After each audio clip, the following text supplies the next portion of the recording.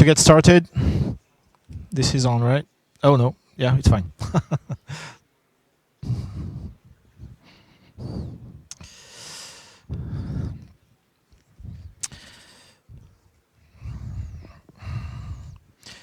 Okay, so this one is a little bit different. It's a new talk that I've just done a few times. Because, like I said earlier, it's very nice to talk about machine learning all the time and focus on algos and models and hyperparameters and all the crazy stuff. And yes, we will do this in the SageMaker session. But I realized we don't really talk very often about ML operations.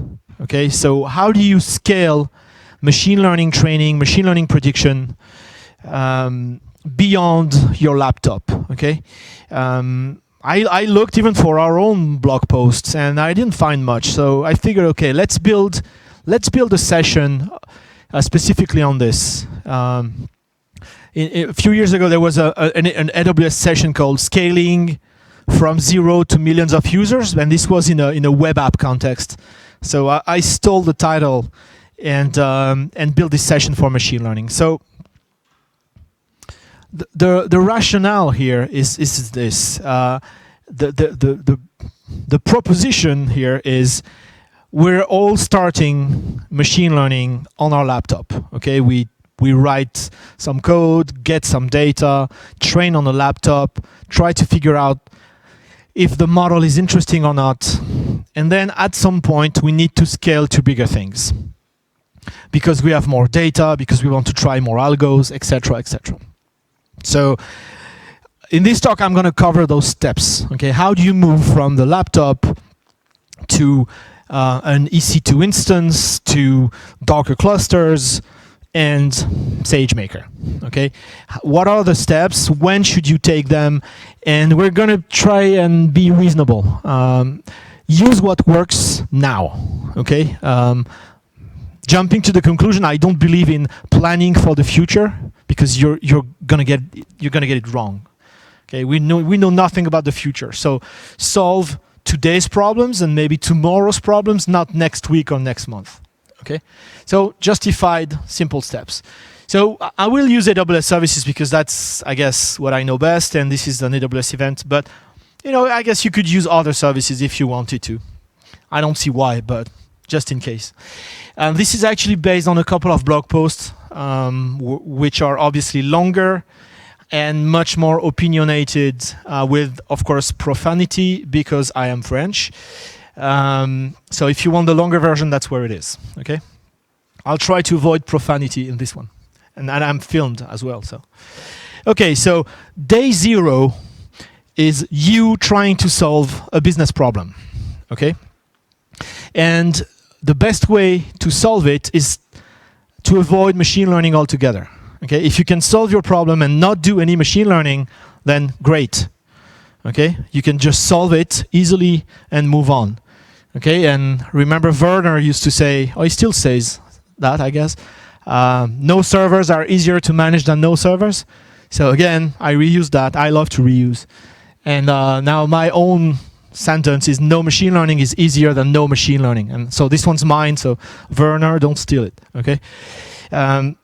And what I mean by that is, as we saw in the previous talk, in the first talk actually this morning, we have high-level services, APIs that you just call to get the job done. No training required, no data set to build. Just want to recognize people in pictures? Okay, use recognition. Want to do translation? Use translate. Want to do natural language processing? Use comprehend. One API call, no training, no fuss. Anyone in the room can do it in 10 minutes, okay, in any language. So if you use those services, job done. Okay, so don't go and build an image classifier or something else if one of those services work for you. Okay, the time scale here will be hours versus month. Okay, so trust me, you will enjoy your life much more if this stuff works for you and you don't have to build. Plus, high level doesn't mean generic. Okay, a lot of people tell me, yeah, I can't really use those services because my problem is a little bit different. So actually, you can customize some of those services. Okay. So as we saw this morning, we can use SSML in Poly to specialize the speech. We can specialize using custom lexicons the way some words are spoken.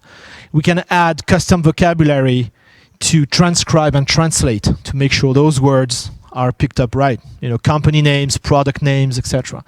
Comprehend, I didn't show it this morning, but Comprehend can also do custom text classification and custom entity extraction. Okay, so just, again, fully managed infrastructure, no machine learning. Forecast and personalize, they can train on your own data. So you can build time series forecasting and personalization models very, very easily. Okay, and for those of you who missed it, personalize is now generally available as of last night. Okay, so if those work, fine. Solve your business problem with the high-level services, go home early, enjoy your life, move on to the next project. Okay, you don't have to do machine learning. Okay, it's not a goal per se. Machine learning is just a tool. So let's say that unfortunately those high-level services don't work for your problem. Okay. So day 0 was spent realizing that, and so day 1 is you working on your laptop with some data and some code, getting some results, and trying to think about the future. Okay, so you've trained a few models, okay, tried some algos, and you're kind of happy. Okay, and you tried that with an open source library probably, and you're working on your laptop, or maybe you have a dev server under your desk with a GPU, you know, or fast CPU, and that's okay. You like the model, it's accurate enough, you'd like to put it in production, or maybe you'd like to train it on more data, or maybe you'd like to run some A/B testing, you know, stuff that you can't do on your laptop because you need more storage, you need a more powerful machine, etc. Okay. It's day 1, okay? So we are not fancy here. You have a model, you put it in your business app, so you have a Java app or a .NET app or something, and you just load the model in there, okay, and predict directly in the app. And, you know, everybody knows a little bit of Linux CLI, so you created a virtual machine in the cloud, probably EC2, probably Ubuntu, copied everything in there, you know, SSH, copy everything, and it works. Okay, you have maybe you have a public IP even, and you can send some data to your app, and it's predicting, and voila, as we say, right? You're doing machine learning in production or pre-production. You know, you're a hero in your company. Life is good. Okay, that's the starting point. So the scorecard for now is probably if you use a single EC2 instance. Okay, infrastructure effort, none. Okay, everyone can create and manage an EC2 instance, or so we think. Machine learning setup is probably just one pip install command for TensorFlow or something else. CI/CD, come on, not needed. It's day 1. Building models is what you do, right? Do it yourself. You build your model. Fine, easy. Training is probably this. Predicting is probably this. Scaling, high availability for prediction. Come on, you don't need it. No traffic, not a lot of traffic. Cost optimization, nah.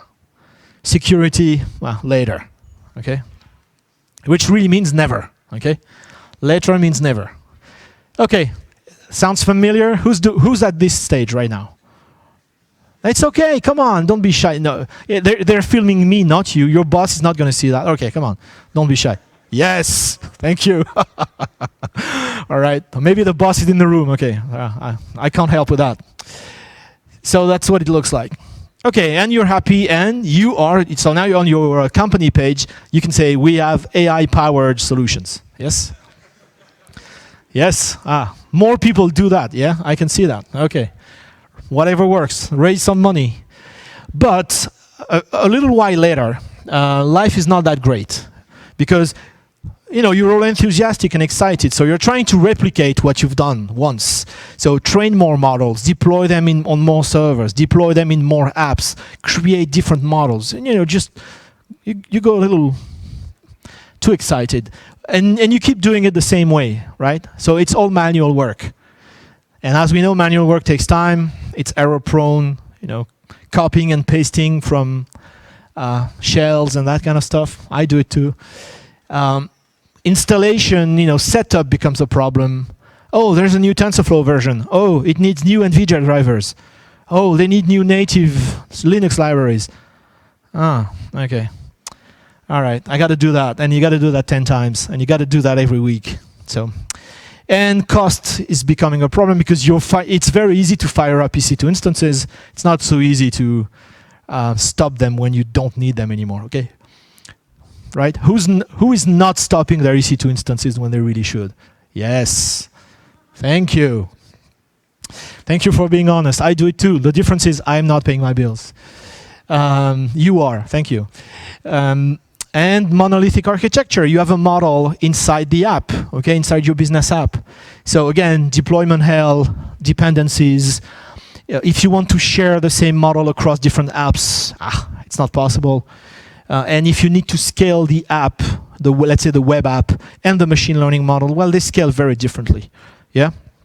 Maybe your model needs a GPU, and maybe your web app needs a fast CPU. So how do you solve that? So you can quickly get out of that. Okay. The first thing is we provide some tools and we maintain some tools, like the deep learning AMI and deep learning containers, which we'll talk about in a minute.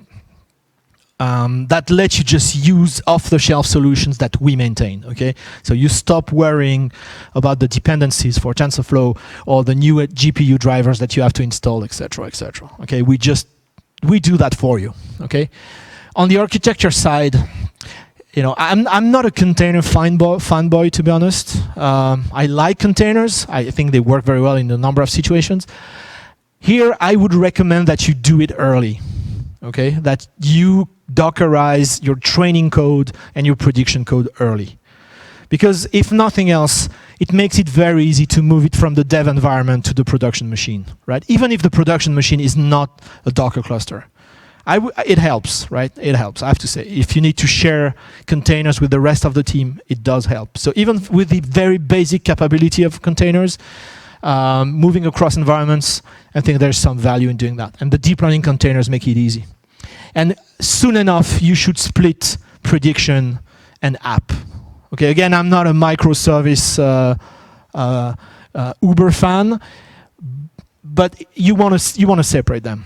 Okay, you want to separate them, if only for scaling, because scaling a machine learning model and scaling a business app, these are really two different things. So you don't want to mess with all of it.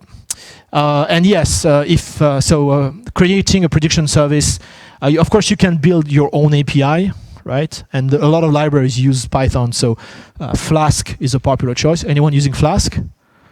Okay, yeah, I like it. It's super easy. It scales very well. So it's an easy way to grab code and the model and build an API.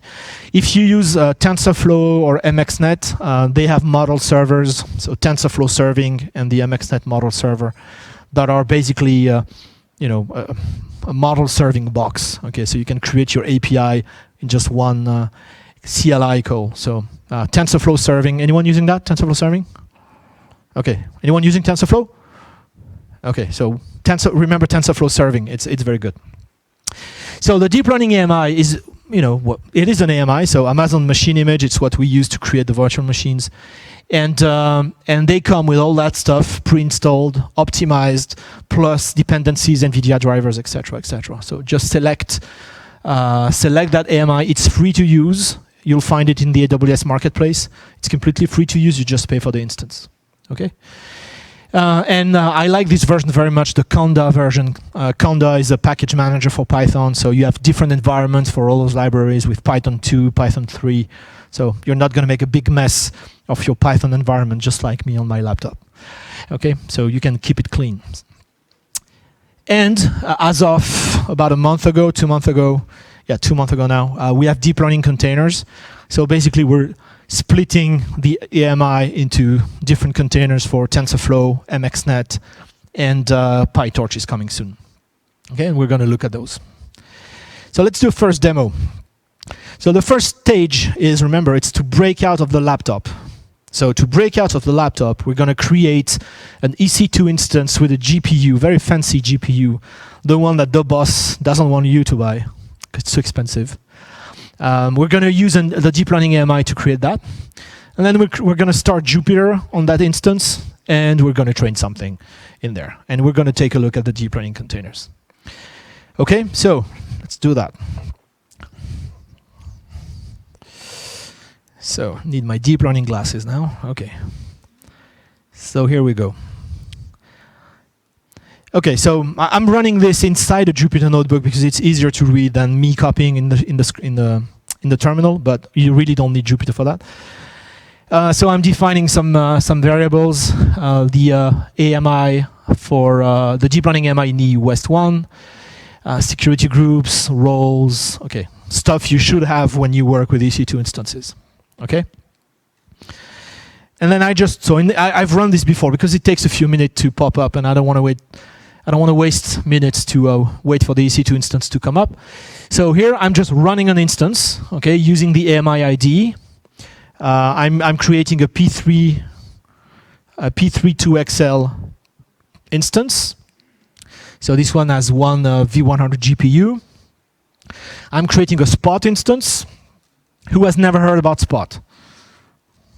Okay, a few people. Okay, so Spot is a way for you to buy EC2 instances at a huge discount. Huge meaning 60 to 70% compared to the on-demand price. So if you're running EC2 instances today and not using Spot, you're wasting 60% of your EC2 budget. Okay. The trade-off is that those are they can be reclaimed by EC2 in 2 minutes. Okay, so you get a notification and you lose the instance in 2 minutes. In practice, I know people who run EC2 instances on Spot for a month. Okay, so you can set a price, etc., etc. I don't have lots of time to explain Spot. Again, if you've never looked at Spot and used EC2, you can go back to the office and save 60%. Okay, so that's a very profitable session for you. Setting some tags and then SSH key security group, blah blah blah. Okay, so after a couple of minutes, I do have an EC2 instance. I guess it's here. Okay, I can see my EC2 instance. It's nothing special. And I can grab its name using fancy CLI. Oh, I am going to copy and paste after all. Okay, let's run this cell. Okay, so that's the name of my EC2 instance. And I'm going to SSH to it, which I guess I've done before. Okay, so I can just do this. Okay, so I'm on that deep learning AMI. And I do have a GPU in there. That's fine. So now I can just... Oh, I'm lazy. Okay. I'm just going to start Jupyter in here. Okay. And in my SSH call, I did set up port redirect. So now if I go to... yeah, that's not the one. I can just create it. Okay, see, if I go to localhost 8000, okay, that's the remote Jupyter. Okay, so now this is Jupyter on the EC2 instance, and of course I can go and grab anything. And can we run this? Okay, we can train a Kara script or anything else really. Okay. Just vanilla Kara script training on the GPU. Okay, so if you need lots of hardware that the boss is not going to buy and you're not really willing to pay for that either, okay, this is the easiest way. Okay, create an EC2 instance with their deep learning AMI, launch Jupyter, work remotely. Okay, and you can get up to 8 of those GPUs on the same instance, P3 16XL. So you'll have a lot of training power, and you don't have to pay $150,000 for that kind of hardware. Okay, so there it is. Okay, Keras, but I could use anything else. Okay, and I can see, okay, those Conda environments completely set up for me. So if you want to use Cafe 2, or if you want to use TensorFlow, right? Just select the TensorFlow environment and load your notebook, and bam. Okay, no setup. You get to work in minutes. Okay, so that's kind of nice. Okay, now let's kill this notebook. Let's kill this Jupyter. Okay, and let's see what we can do with those deep learning containers. So the deep learning containers are, like I said, basically, yeah, here they are.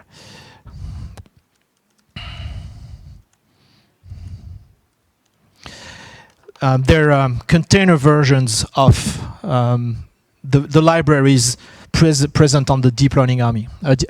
Okay, so it's Docker. Okay, so there's nothing. If you know Docker already, there's nothing fancy here. Okay, so I could run this on my local machine, but I don't want to download the container. It's quite big. So I'm going to do it on that Ec2 instance I created. But you could absolutely do this locally. If you want to run the TensorFlow container on your local machine, you can run this. Okay. So I would just log in to the ECR repository. So ECR is the Docker registry inside of AWS. Pull the container. Okay, and you saw me do it earlier. Ah, of course, it's not working now because I need those environment variables. Okay, so I already pulled it. Okay, it's up to date, so fine. I can see it here. Okay, so this is the AWS deep learning container for TensorFlow training using a GPU, as you can see. Okay, so it's all set up. Now, if I want to use it, I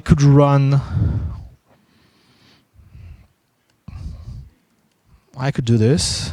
Okay, use NVIDIA Docker, run an interactive session inside that container, and we could just clone Keras and run a Keras example inside the container. Okay, here I'm doing an interactive session, obviously for production and real work you would automate. Out of memory. Okay, that's interesting. All right, so that didn't work. Let's try again. Does it want Python 3? No.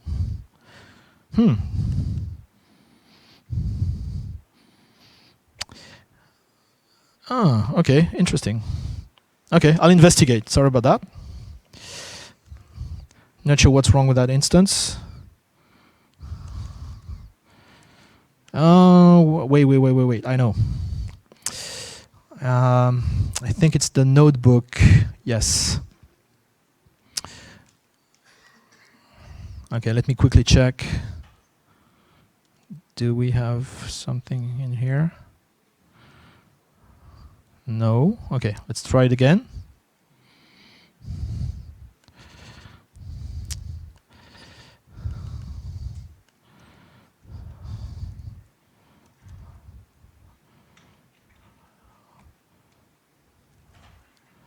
Oh yeah, I need to clone again. Sure. Okay, one last try.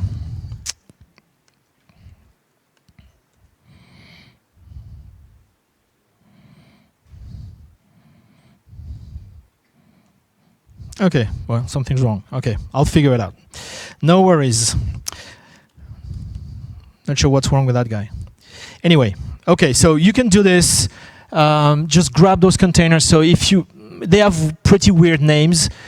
So if you look at the DL containers or deep learning containers webpage in our doc, you will find the names for the TensorFlow and MXNet training containers, etc. Okay. Again, these are just the deep learning AMI chopped up in pieces.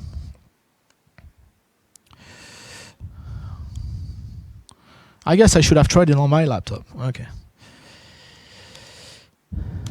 Okay, so you start from there. So you make your life a little easier by using either the containers or the AMI, and that's fine. At least you're done with. You have less manual work. Let's say you have less manual work, less maintenance work. Okay, and then one day you have to scale. Okay, so probably, I don't know, more customers, more team members, raise you got some money for the company, more models. Okay, you need to go full speed on machine learning. Okay, so now all those topics, scalability, high availability, security, well, now they're important. Okay, so you can't just ignore them anymore. So someone will say, oh, we just need bigger instances. Okay, so instead of using the P32XL instance, we're going to use P38XL and then P316XL, and we'll add a few more, etc., etc. But honestly, this is a losing proposition. Okay, scaling up is fine until you can't scale up anymore. Okay, so you need to scale out. You need to use clusters. Okay, each developer should be able to get their environment, and it should be as big as necessary. Okay, but scaling out means a whole lot of clusters, a whole lot of instances. So obviously, no manual work will be possible here. So you need to use automation. Okay, you must use automation, if you ask me, even if it's machine learning. Okay, I know data scientists, when you say automation and infrastructure as code and CI/CD, they look at me weird. But okay, fine. Let's have that debate afterwards. You have to do it. Machine learning is engineering. You can't do manual work when you need to scale. It's not gonna work for you. Okay. So what are the options? So option one, someone in the room will say, come on, we know EC2 very well. We can keep using EC2, right? Virtual machines. So, okay, sure. I'm not saying it's not possible. I just want to know why this would be your favorite option, okay? Why everything else I'm going to discuss would not work for you. Okay, I'm serious. I want to have this discussion with you. If you don't automate extensively, and I mean extensively, you will run into availability issues, financial issues. You will waste a ton of time and money because, as I've said before, it's very easy to create EC2 instances. It's not so easy to manage them properly, shut them down, etc. Okay, and we're talking maybe about GPU instances. So the costs can add up pretty quickly. Okay, so for training, my recommendation would be use infrastructure as code like CloudFormation, Terraform, whatever you like. I don't really care. To build your on-demand clusters. Okay, any developer in the team should be able to create a dev cluster by launching a script and not having to mess with anything else. Having said that, if you need distributed training, okay, if you need to train a model on multiple instances, and you quickly need that if you have lots of data, you still have to set it up manually, and it's not the easiest thing. Okay, again, it's not impossible to do, and sure, you can automate it, but okay, you will have to take care of it. For prediction, you can use your existing CI/CD to automate deployment of models, etc., etc. And you can use all the good stuff in EC2 like auto-scaling, load balancers, and build your prediction clusters. Okay, and whatever you do, use spot instances. Okay, to save money. Okay, don't blow your budget when you could be conservative. So it's possible. It's a ton of work. And if you don't automate like champions, you're going to be disappointed. Okay? So the scorecard is lots of infrastructure effort, a little bit of machine learning effort, a machine learning setup effort, but if you use the deep learning MI or the deep learning containers, it's not so much. CI/CD, okay, use what you have. If you know how to deploy code and models to EC2 instances, fine, that's going to work. Building models, do it yourself. Training models, do it yourself. Deploying models, do it yourself. Scaling and high availability, do it yourself using the EC2 stuff. Cost optimization, do it yourself using Spot and automation. Security, do it yourself using all the great services like IAM, VPC, KMS, and a whole lot more. I thought we wanted to do machine learning here, right? Who's going to do all that? So at this point, somebody raises their hand and say, oh, we have a DevOps team, they'll do it. Yeah? Okay. Sure. Okay. Good point. So they will get it right, I'm sure. But maybe they have more important stuff to focus on, right? Than doing the heavy lifting, as we say. So it's possible, but I don't recommend it. Okay. Option 2 is Docker clusters. So if you're already deploying your apps to Docker clusters, if you're already a Docker shop, this makes a lot of sense. Okay? Because you can use the same tools, you can use the same workflows. It's just that, okay, instead of deploying microservices or web apps, you can deploy prediction APIs. Okay, so that's nice, and you can put everything on the same infrastructure. So you have your prediction endpoints close to your apps, low latency, and all that good stuff. So it's a good idea. When it comes to AWS, you can use either Amazon ECS or Amazon EKS, the Kubernetes flavor, to do this. I'm not going to get into a religious war here. To me, they're all the same. Okay, take containers, throw them at those services. They run them, they scale them. I don't want to find much about the differences. I don't care. You get lots of flexibility. You can have mixed instance types, as we'll see in a minute. You can have CPU instances and GPU instances on the same cluster. You can define placement constraint. Please run this container on a GPU. Please run this one on a CPU. And we provide AWS AMIs for all of them. Okay, so if you're more of an ECS person, that's okay. If you're a Kubernetes fan, then that's okay. Honestly, I don't care. One bigger question is, should you have one clusters or many clusters? So 2 types of usage here, I think. For dev and test, build on-demand clusters when you need them and destroy them when you're done. Okay, like I said, anyone in the team should be able to build a cluster in minutes, do what they have to do, and then destroy it. For production, a lot of customers find that having a huge single cluster works best.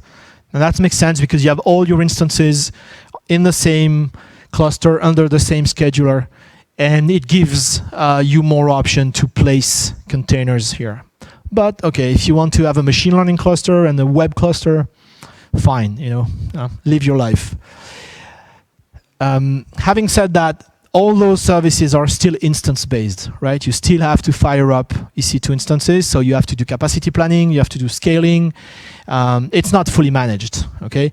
You need to do service discovery, etc., etc., etc. Okay, and like I said, yes, it matters even if someone else is taking care of the clusters, because that's company time spent on something that's not truly necessary. Okay, but again, if you use Docker today, this is a good option. Okay, so let's try, let's do that. Let's run ECS, and let's see if I have time to do EKS as well. Okay, so let's move on to ECS. Okay, so, all right, again, defining some variables, the AMI names for GPU, CPU, security groups, etc. Make sure I run in the right region. Create a log group, which I've done before, so I don't need to do that. Create an ECS cluster. Okay, so creating the cluster just says, here's the cluster name, right? At this point, we have no instances running in there. So the way you get an EC2 instance to join an ECS cluster is by using this very small configuration script, okay, through the user data mechanism in EC2. So when you create an EC2 instance, you can pass a tiny script or a big script, but in this case a tiny script, that is run when the instance starts. Okay, so if I copy the cluster name inside this ecs.config file, it will automatically join that EC2 instance to the appropriate cluster. Okay, so then I need to run, so I'm going to run 4 P2XL instances. Okay, and these are, as you can see, these are vanilla EC2, right? Nothing special. I used the GPU AMI for ECS, 4 instances, P2XL, Spot instances, and the rest, and the user data script, okay, to make sure they join the cluster. Okay, so let's give them a minute to do that. I'm going to add 2 CPU instances, okay, using the CPU AMI. So 2 instances, C5 to Excel, again, Spot. Okay, so pretty soon I should see 6 instances joining. So where is that console here? Okay, so here's the cluster, and the instances will show up. Oh, we have 1 already. Okay, fine. It's usually quite fast. Okay, we have 2, right? And of course, we surely see them here.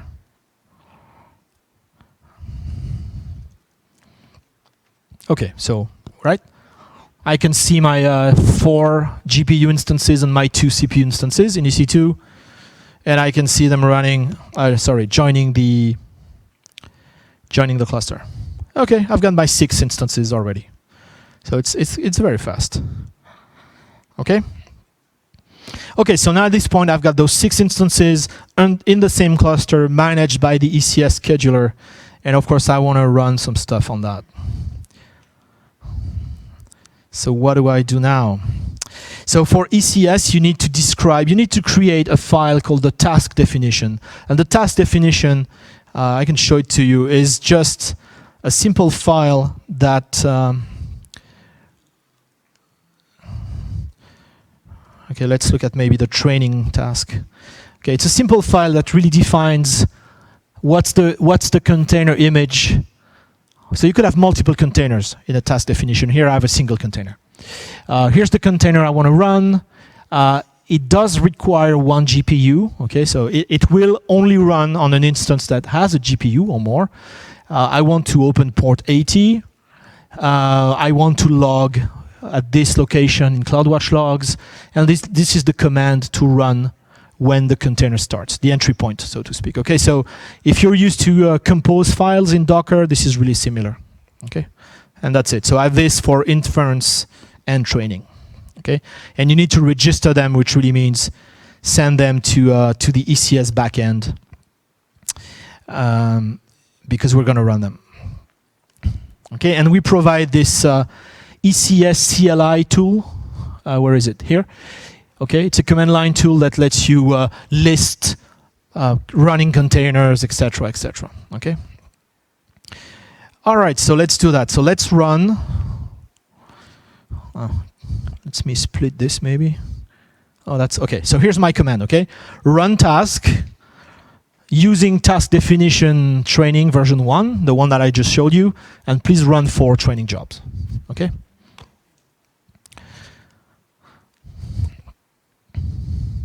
Okay, so what the cluster does now is grab the task definition, pull the container for once, and then create 4 tasks. Okay, and if I look at my tasks now, okay, I see they're pending.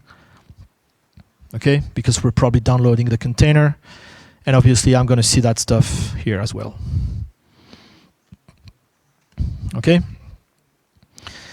And it's going to start in a second or so. So again, if you need to train at scale, right? If you need to train lots of models, trying different combinations, different parameters, different models, different algos, etc. To me, this is a reasonable way to do it, right? Okay, so let's just wait for one of them to start. I want to show you the training log. And you could use really big instances like multi-GPU, etc., etc. Okay, just creating the cluster is very straightforward. So okay, we have one running here, and the other ones will be running in a second. So let's grab the task ID. What have I done now? And I can dump the logs. Okay, and all right. So it's a Keras example again. Okay, so I see the Keras training log. Okay, so it's training. Okay, and I can just run this until the log is in CloudWatch logs. Okay, it's that log group that I created, so you can grab those logs anytime you want. Okay, they stay there forever until you delete them. Okay, and now I see my 4 tasks or my 4 containers really, running, and I can see they are running on different instances. Okay, because I said each training container needs 1 GPU, and those P2XL instances have only 1. Okay, so that's why I need to find a different instance each time, because the GPU is already busy doing something else. Okay, so they're going to run to completion, and in a real world, we would save the model somewhere and grab it, etc., etc. So what about prediction? So training is something that you're going to do regularly, but you want to run a container, save the model somewhere, and then terminate the container. Okay, the container is not running all the time. For prediction, it's obviously different. You want the prediction service to be running all the time, right? Serving predictions.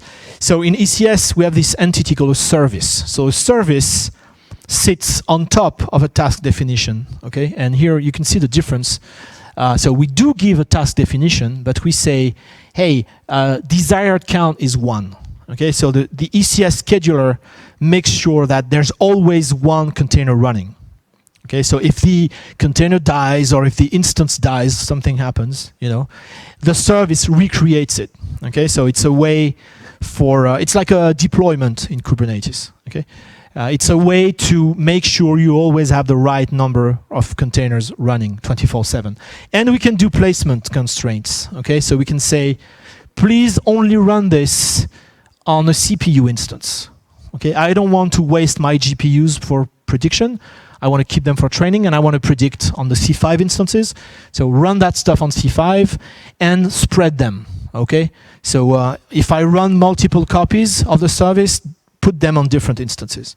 Okay, so this stuff is already implemented in ECS, right? You don't have to manage it yourself. Okay, so let's check if that service is running now. Okay, it is. So my training tasks are over, but my prediction is now running. So let's grab the IP and okay, all right.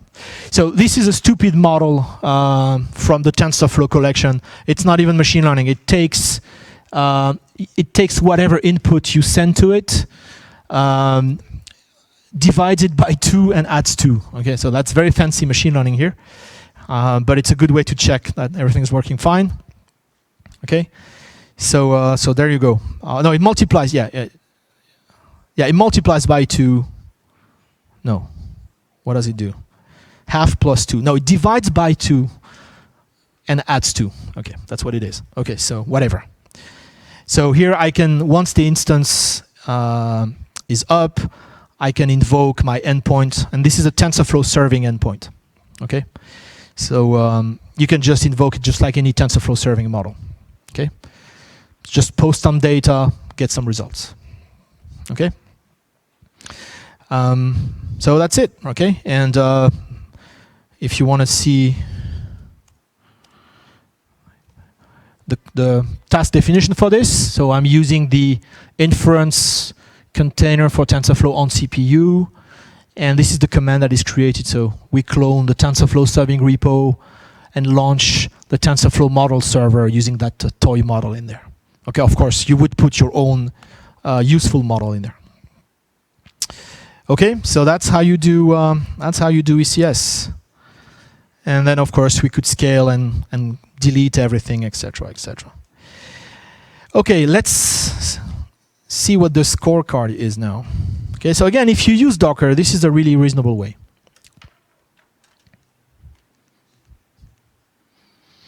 Okay, so the scorecard for ECS would be, there is a bit of infrastructure effort, but not as much, because you use Docker tools, right? Or ECS CLI tools, etc. So you don't have to, there's not so much pain in building clusters. ML setup is about the same. CI/CD, you get no change. If you have CI/CD setup for Docker, you're good to go. Building, training, deploying is about the same. You can use some Docker tools to make it a little easier. Scaling, optimizing, you still have to take care of it, but you do it with high-level abstractions like deployments and services and pods in Kubernetes. So it's kind of easier to scale with Docker than scaling with EC2, basic EC2. Cost optimization and security are still up to you. Okay? So let's take a quick look at EKS, because I don't want to frustrate EKS fans in the audience. So creating ECS clusters takes a little longer than EKS clusters takes longer than ECS. So I've done that already, but these are the steps. We have this tool called ECS CTL. Okay, so this is how you create a cluster. Okay, and I create a first group of nodes called CPU workers with 3 CPU instances, and auto scaling between 1 and 4. Okay. And then I add 2 GPU workers, P2XL. Okay, so this takes about, okay, let's say 12 to 15 minutes. Okay, because we need to set up all the Kubernetes control plane that you don't have to set up with the ECS because it's already there. Okay, so now we can try some commands. Okay, EKS. Here you are.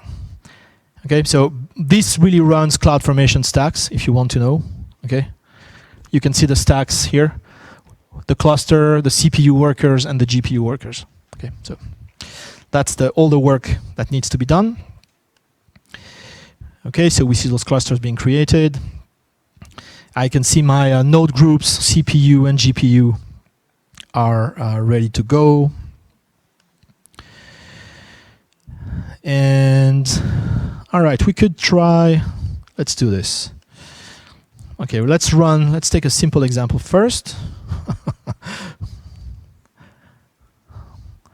Okay, we're going to run NVIDIA SMI. Oh, okay, I was a little too fast. So NVIDIA SMI is the NVIDIA tool to list GPUs. It's still creating. Okay, so it's downloading the container, and it's going to run it on one of those GPU instances. Hopefully it's not going to take 10 minutes. Come on. Come on, EKS. It's not such a big container. I get really impatient.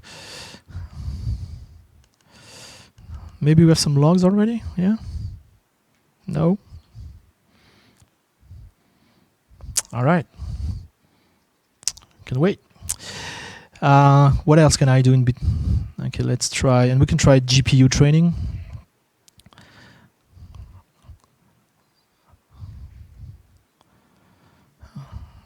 Oh, come on.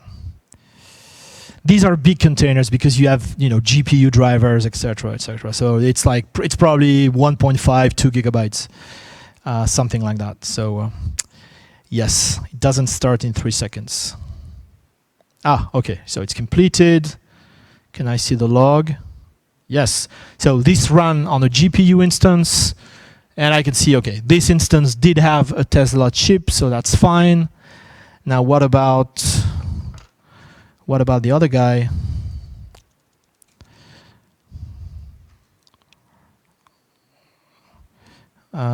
EKS TF training GPU. It's not ready yet. Okay. Just a little bit of patience. Oh, come on. Isn't that the name for it?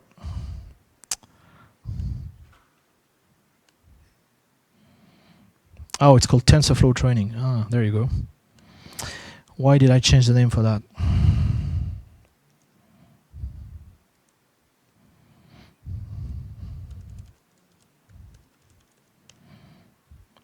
Okay, it's running now, so probably we can see some logs.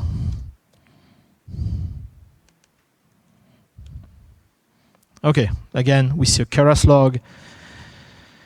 And this is the equivalent of the task definition, okay?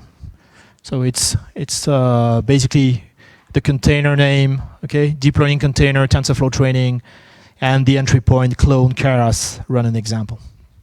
So, like they say, you say tomato, I say tomato, ECS, EKS, pick the one you like. They do similar things, okay? If you have your tools set up for ECS, use that. If you have your tools set up for EKS, use that. It doesn't really matter. Okay. And the scorecard, like I said, to me is the same. I can't really see any difference between ECS and EKS. The last option, which we're going to see in the last session, a future session, is SageMaker. Okay, so we can go fully managed, use a single service, a single SDK to completely ignore infrastructure, train and deploy at any scale. But that's the topic of the next session. Okay, so I'm going to skip that and keep it for the next session. Okay, and we'll see the scorecard in the next session either. So, how do you go and select? You know, it's that journey from day 0 to here could take you months. Okay, and that's fine. Don't, like I said, don't plan for the future. Okay, use what makes sense now, today. Okay, use what's solved this week's problem. Okay, don't over-engineer. Don't try to solve problems that maybe can happen next month or in 2 months. Probably, and I'm quite sure it's a waste of time. You need to challenge what you have. Okay, so maybe you're using EC2 today, and that's fine. But you know, we've always done like this, or we don't want to use ECS because we didn't build it. Not invented here. NIH, and I read this fantastic article on Kubernetes, we need to use it. So hype-driven development, all those things suck really, really bad, and you need to avoid them. Okay, use what makes sense today and optimize for the current business. Okay, pay attention to costs and the cost or total cost of ownership. It's not because you're not dealing with the Docker clusters that someone isn't. Someone is, and maybe they're spending their full time doing that, and they could be doing something else. Okay. When you do machine learning, models and data are the important things. Okay, not infrastructure. Infrastructure is a commodity. We don't care. Okay, so you shouldn't have any love for infrastructure. You should hate infrastructure when you do machine learning. Infrastructure stands in the way. Okay, so when the business conditions change, okay, just smash everything and rebuild. Okay, the pig, the pets versus cattle thing. Okay, machine learning clusters are cattle, so slaughter them and rebuild something else. Okay, and this is really what cloud is all about. Okay, cloud is about smashing infrastructure on Monday and rebuilding it on Tuesday and having an upgraded production on Wednesday. Okay, so if you create EC2 instances or Docker cluster that stay up for months, you're doing it wrong. Okay, no offense, but you're doing it wrong. You need to smash and rebuild constantly. Okay, to improve things, to save costs, etc., etc. Okay, and your only principle here should be this: 100% of your time it should be spent on machine learning, not on managing infrastructure. Any hour you spend worrying about infrastructure here is an hour you don't spend cleaning the data, understanding the data, training models, etc. Okay? And just, here I make it look like very sequential, but you could use a combination of things. Maybe you want to use the deep learning AMI and remote Jupyter for experimentation. And maybe you want to train on ECS, and maybe you want to deploy on-premise, or maybe you want to do something else. Okay, so understand what the requirements are for each step of your workflow and use the service that works best. Okay, you don't have to use end-to-end the same thing. Okay, for experimentation, it's probably nicer to work on an EC2 instance than to work on a Docker cluster. Okay, so write your own story and find what works best. So there are tons of links here. So the free tier, which I mentioned before, how to use AWS services for free for 12 months, up to a certain level. So make sure you understand that. AWS.ai is really the same thing as ML.aws. So if you're an ML guy, just go to ML.aws. If you're an AI guy, go to AWS.ai. You'll be on the same page. Okay. Yeah, we like to be very creative. You'll find the deep learning AMIs here, the deep learning containers here. Okay, SageMaker, we'll talk about SageMaker later today. And again, this is my blog on Medium, where you will find quite a lot of relevant content. My deep learning containers example, ECS, EKS are here on GitLab, deep learning AMI as well. And I have some SageMaker notebooks in there. Okay, so plenty of reading to do. If you want to stay in touch, like I said before, the easiest way is to ping me on Twitter. My messages are open, so ask me questions. And if you're patient, I will try and answer to everybody. Okay? So that's it for this one. We have a very cool session following, so stay around, and then I'll be back and we'll talk about SageMaker and machine learning without any infrastructure standing in the way, so it's going to be fun. Thank you very much. Enjoy the rest of the day.